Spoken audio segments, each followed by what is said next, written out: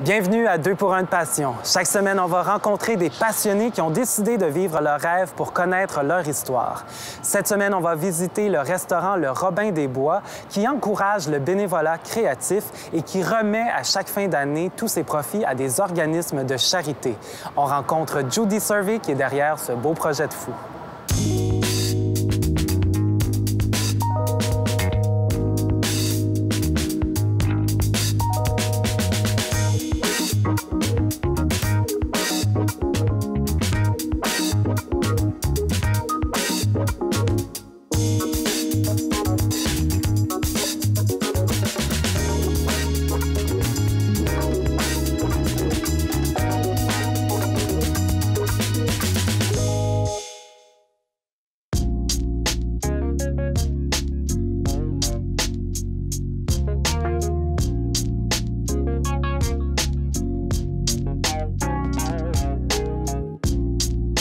Judy Survey, oui. La conceptrice, la femme derrière le Robin des Bois, un beau projet qu'on peut qualifier de fou. Oui. Qui a commencé en 2006 avec l'aide de Catherine Letarte. Oui, tout à fait.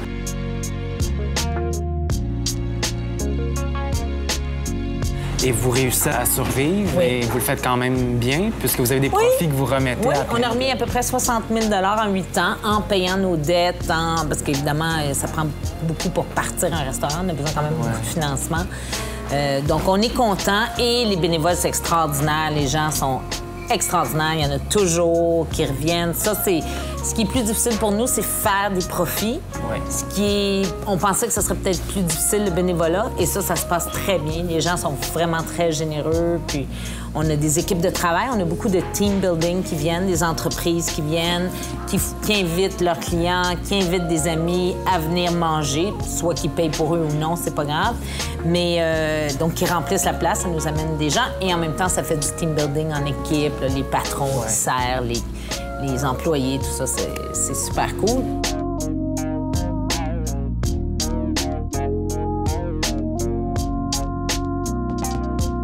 Une chose qui est un peu particulière, puis tu pourrais peut-être nous expliquer, il n'y a pas de propriétaire.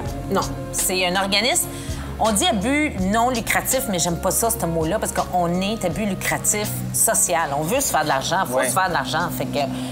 Mais à but lucratif social. Donc, il n'y a pas de propriétaire, c'est un conseil d'administration qui sont des bénévoles aussi. Donc, Catherine Letarte est membre, entre autres, sur le conseil d'administration. Et ensuite, il y a moi qui dirige le restaurant. On a des gérants, on a des chefs. Donc, ça, c'est les employés qui sont là. Parce qu'il y a 16 personnes salariées. Exact.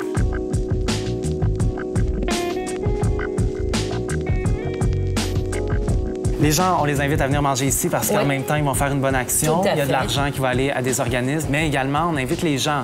Ils peuvent venir servir et ils peuvent venir faire de la préparation qu'on appelle... En cuisine. On n'a pas besoin d'avoir d'expérience. Aucune expérience nécessaire. Comment ça fonctionne? Comment ça fonctionne? C'est super simple. Les gens, ils vont s'enregistrer sur Internet, robindesbois.ca, devenir bénévole. Ils mettent leur nom, ils ont un mot de passe, et là, ils vont voir l'horaire. Ils disent, bon, mais mardi prochain, j'ai du temps, je vais aller en salle ou en cuisine. Ils cliquent et ils se pointent. J'étais à la retraite, je me promenais sur la rue Saint-Laurent, j'ai vu qu'on demandait des bénévoles. Alors, je suis venu pour faire du bénévolat. Au début, j'étais à la cuisine, mais petit à petit, je suis devenu travailler en salle, donc service aux tables. Cet été, c'est un peu différent parce que le chef, Sébastien, m'a demandé de l'aider à encadrer les jeunes pour un camp de jour en cuisine. Alors, c'est la raison pour laquelle je suis ici ce matin. Donc, vous transmettez votre savoir aux jeunes. J'essaie.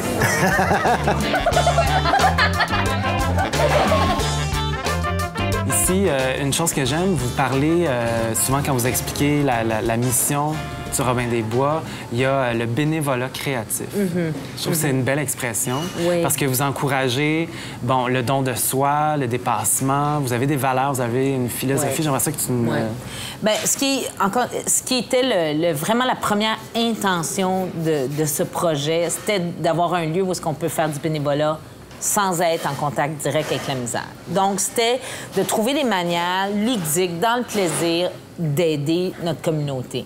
Donc, il y en a qui se font du graphisme pour nous. Il y en a, on a des, comme je dis, on a sur les membres du conseil des avocats, des comptables. Donc, il y a le service aux tables. Il y a des gens en cuisine. Il y a toutes sortes de manières d'aider. Il y en a qui viennent faire du ménage. Il y en a qui... Donc, c'est pas grave comment qu'on aide.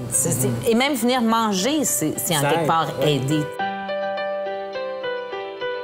Pour ceux qui ne peuvent pas se déplacer, par le site Internet, on peut acheter, vous appelez ça des écus.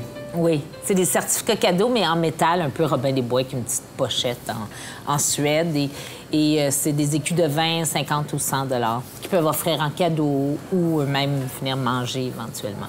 Robin des Bois, justement, vous avez tout un concept, votre logo, l'arbre et tout ça. Peux-tu nous en parler? Bien, c'est Jacqueline Zegret qui est conceptrice en publicité, qui a dit « J'ai trouvé le nom, Robin des Bois, c'est parfait. » Donc, on peut pas dire qu'on on vole pas les riches, parce qu'on leur donne du confit de canard et une botte d'avette et ils mangent très bien, mais disons qu'on prend des riches pour redonner aux pauvres. Aux pauvres. On l'a dit, les profits vont à des organismes. Oui, on a 4 organismes pour aider les gens dans la pauvreté, dans le besoin. Donc, il y a 4 grands organismes. Vous touchez à beaucoup de choses, on va en parler, vous faites plein de choses, mais entre autres, il y a Jeunesse au Soleil, Centropole, le Chaînon.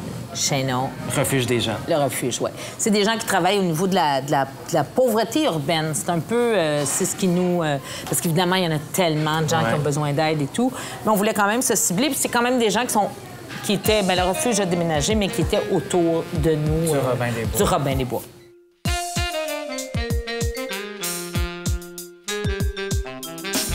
Si on est là pour la bonne cause et tant qu'à être là, ben on va mettre la main à la pâte.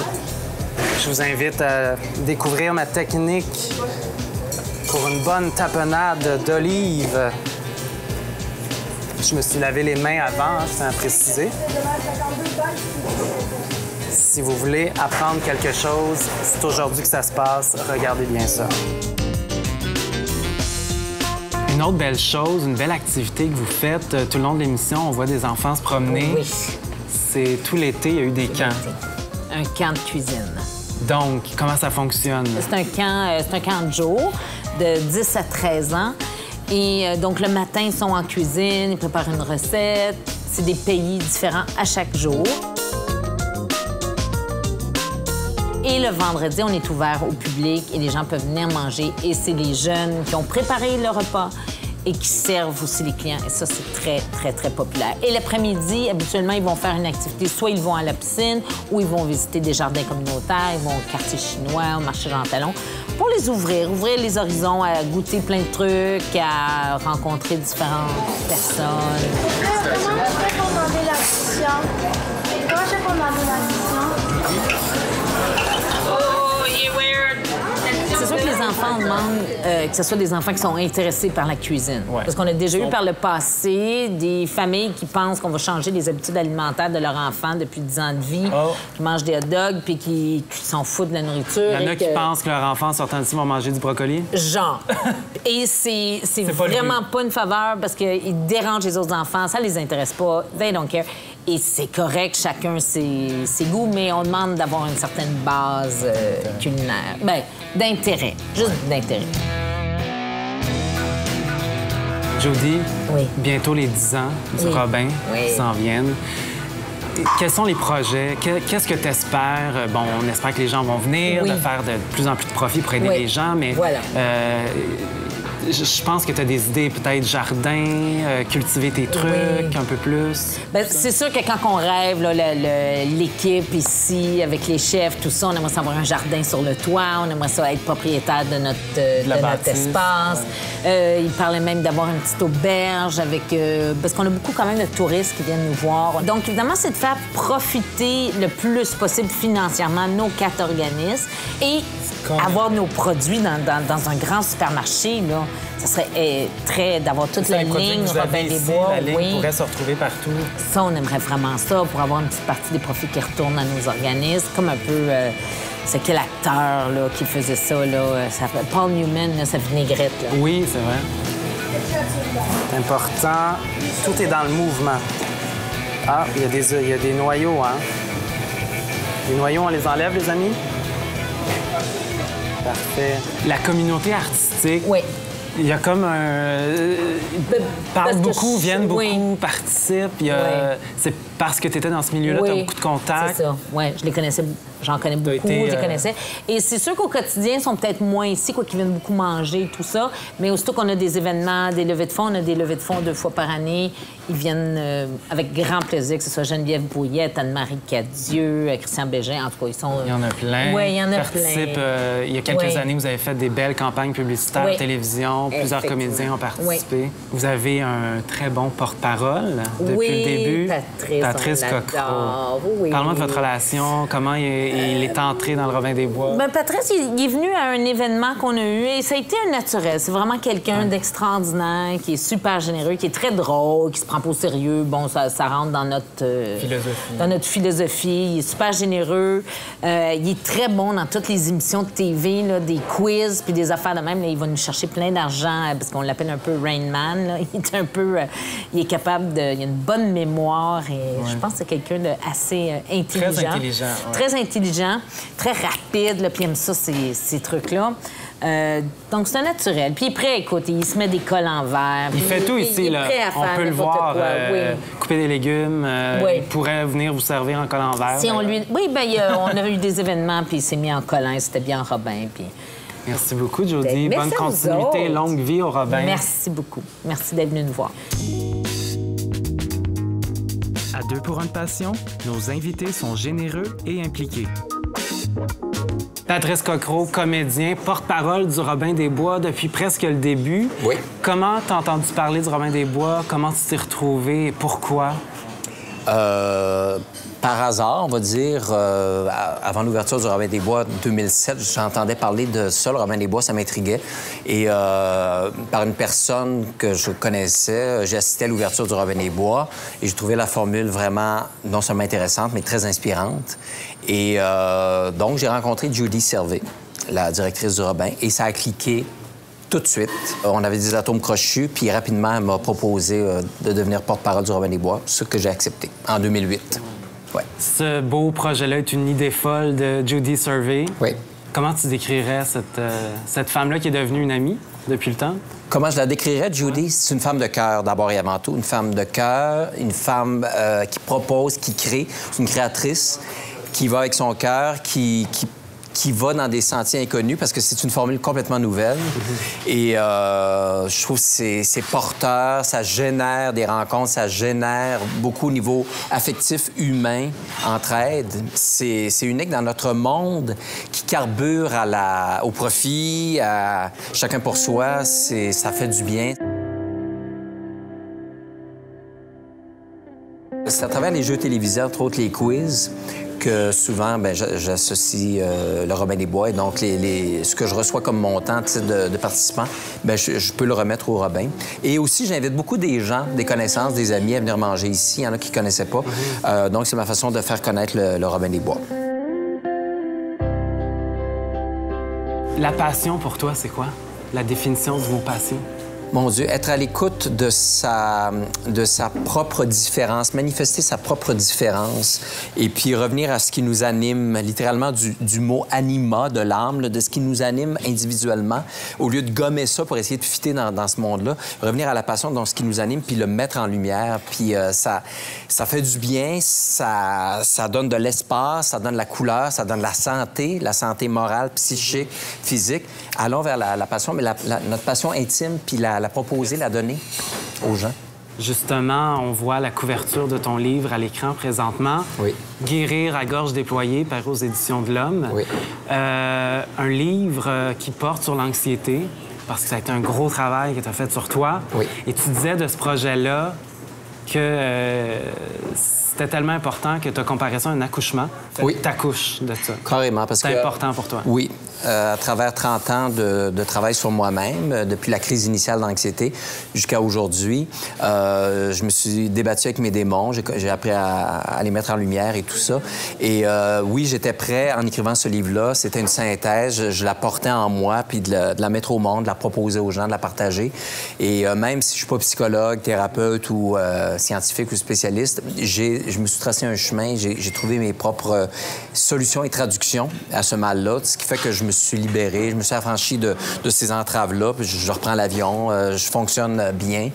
Et donc, c'était important pour moi de le partager. Et je suis très content parce que j'ai beaucoup d'échos de gens qui me disent « Je me reconnais dans ça, merci de le dire, de le partager. » Puis l'anxiété est un mal récurrent, beaucoup plus courant qu'on pense et encore tabou. Puis je trouve ça dommage parce que pour moi, c'est le synonyme c'est les gens qui sont emprisonnés. Leur différence est emprisonnée dans toutes sortes de conditionnements de la famille, de la société, tout ça.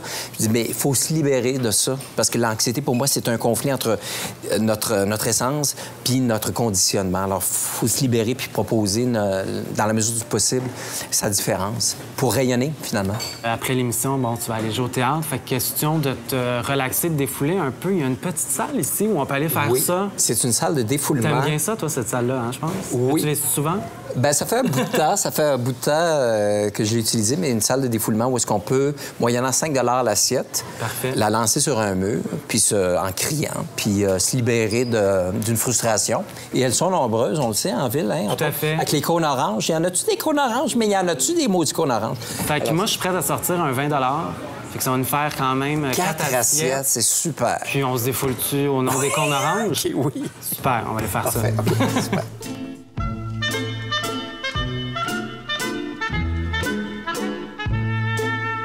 Écoute, on a fait un don de 20 $. Oui. Donc, on a le droit à tout ça, Robin des Bois. Et dans le concept, on peut écrire des choses Oui. Avant de les... qui nous frustrent, Avant de les jeter sur le mur. Là, Moi, je vais pour les cônes oranges. Moi, tout ce qui s'appelle les petits pouvoirs, tu sais, les petits pouvoirs, le monde, là, tu sais, du monde, les petits boss de Bécosse, là. Parfait. Les petits pouvoirs. Ben moi, en fait, tout ce qui est entrave, blocage, là, tu sais, tout ce qui est gosse, là. Et je vais terminer ça avec les gens qui manquent d'ouverture d'esprit. Ah, ça, c'est parfait, mon Dieu. Bon défoulement. Merci. Tiens, je te donne le crayon.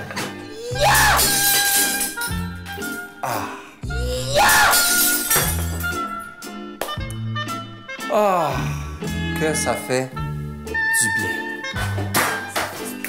Les cônes oranges. Le manque d'ouverture d'esprit, là, ça, c'est pour vous. C'est vous, ça, que j'envoie dans le mur. Hey! Merveilleux. Donc, on rappelle aux gens. Oui. Si vous passez sur Saint-Laurent, vous n'avez pas le temps de venir manger, mais que vous avez 2-3 minutes. Quelque chose que vous voulez régler avec vous-même. Faites un don. On va vous donner de la vaisselle. Et venez régler ça. Judy, c'est maintenant le moment du questionnaire Passion Montréal. On veut savoir ce que tu penses et ce que tu sais sur Montréal. La définition du mot passion, je dirais que c'est le moteur qui nous fait faire les choses qu'on aime. Ah, ça, il faudrait que je réfléchisse. Je ne sais pas. Vite de même. Oh, ben je suis pas des tanks, tu sais, ceux qui collectionnent les affaires. Là. Je trouve ça d'un ennui mortel, mais il y en a qui trouvent ça passionnant. Oui, c'est vrai. Ah, ben c'est à Saint-Laurent. La rue Saint-Laurent ou le Robin des Bois est situé. Exact.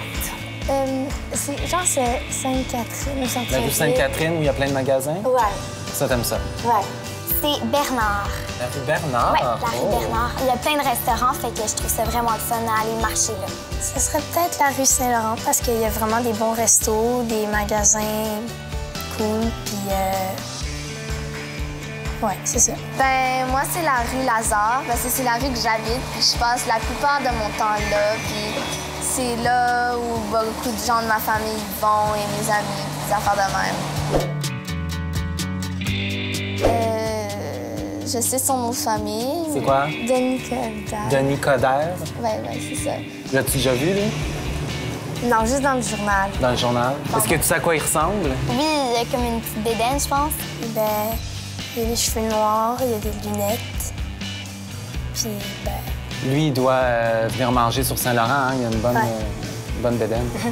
Il y a une petite bédaine parce qu'il mange trop sur la rue Bernard, peut-être. Oui, hein? peut-être. Oh, mais il est sympathique. Il est sympathique. Malheureusement. Ouais, ouais. Je veux pas vraiment l'aimer, mais il est sympathique. Moi, j'aime mieux le jour. J'aime mieux le jour. Parce que la nuit, ben, justement, j'habite pas loin de Saint-Laurent, donc j'entends les gens la nuit. Ah. Puis bon, ils sont souvent de bonne humeur, mais c'est plus loud. Puis, les Canadiens de Montréal. Canadien, est-ce que c'est ton équipe préférée? Oui. Les Canadiens? Les Canadiens, est-ce que c'est ton équipe préférée? Ben, j'écoute pas vraiment le hockey, mais quand c'est la Coupe Stanley, séries. je vote pour les Canadiens. Ouais. Les Canadiens? C'est ton équipe préférée? Ouais. Ouais. Ouais. Les Canadiens. Est-ce que c'est ton équipe préférée? Ouais. Ouais. Ben, c'est les Canadiens, quand même. C'est quoi, 1,6 million? Je sais pas, moi. Bon, 1,8. Ah, pfff, OK. Questionnaire Montréal réussi. C'était pas si C'est pire. toi qui le sais. Non, c'était bien. OK. Bravo, Jody. Oui, ma mère. Je trouve qu'elle a une passion étrange, les colibris. Ah, Oui, ma mère est très, très, très observatrice et très lunatique. Puis elle prend beaucoup le temps de regarder et d'observer les choses. C'est pas étrange, mais c'est juste drôle quand tu dis que tu peux passer 1 heure à regarder une mangeoire avec des colibris. faut que ce soit des colibris.